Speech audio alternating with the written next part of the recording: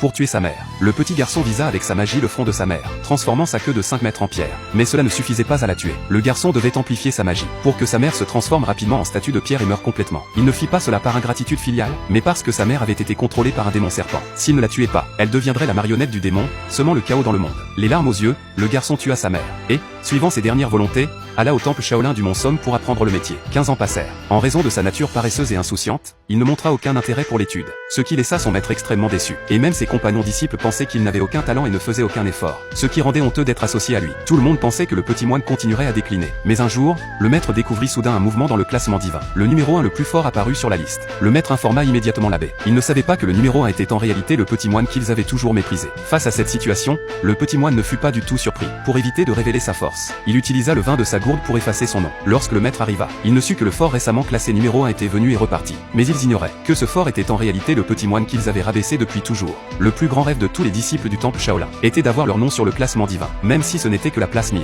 Pourtant, le petit moine ne se préoccupait pas de son classement, continuant à dormir paresseusement à son endroit habituel. Lorsque le maître entendit la nouvelle et accourut, voyant le petit moine dans un état si dégradé, il faillit le renvoyer du temple sur le champ. Juste à ce moment, des nuages noirs remplirent soudain le ciel, selon une voix portée sur des milliers de kilomètres. La 7e guerrière classée du classement divin venait pour annuler les fiançailles. Comme elle était classée 7e, le maître, craignant de l'offenser, se hâta de l'accueillir. Le jeune moine se souvint que la guerrière était sa fiancée qu'il n'avait jamais rencontrée. Il décida donc de l'accompagner pour participer à l'événement. Bientôt, des gens du palais du dieu de la guerre descendirent du ciel. La garde principale féminine exigea immédiatement que le petit moine annule les fiançailles, ou sa vie pourrait être en danger. Pour l'intimider, la garde planta délibérément un bâton de bois dans un poteau en bois. Mais le petit moine ne prit pas ses compétences au sérieux, utilisant la puissance de son poignet pour transpercer le bâton à travers le poteau. Voyant le bâton traverser plusieurs poteaux à la suite, la garde crut pouvoir obtenir le même effet si elle utilisait toute sa force. Mais à l'instant suivant, tous les poteaux de bois se brisèrent. Voyant que la garde échouait, la guerrière fut obligée de venir elle-même au temple Shaolin. Elle jeta le certificat de mariage par terre, exigeant que le petit moine annule immédiatement les fiançailles, ou elle n'hésiterait pas à détruire le temple Shaolin. Le petit moine refusa d'accepter l'annulation, à moins de pouvoir abandonner la guerrière lui-même. Voyant l'obstination du petit moine,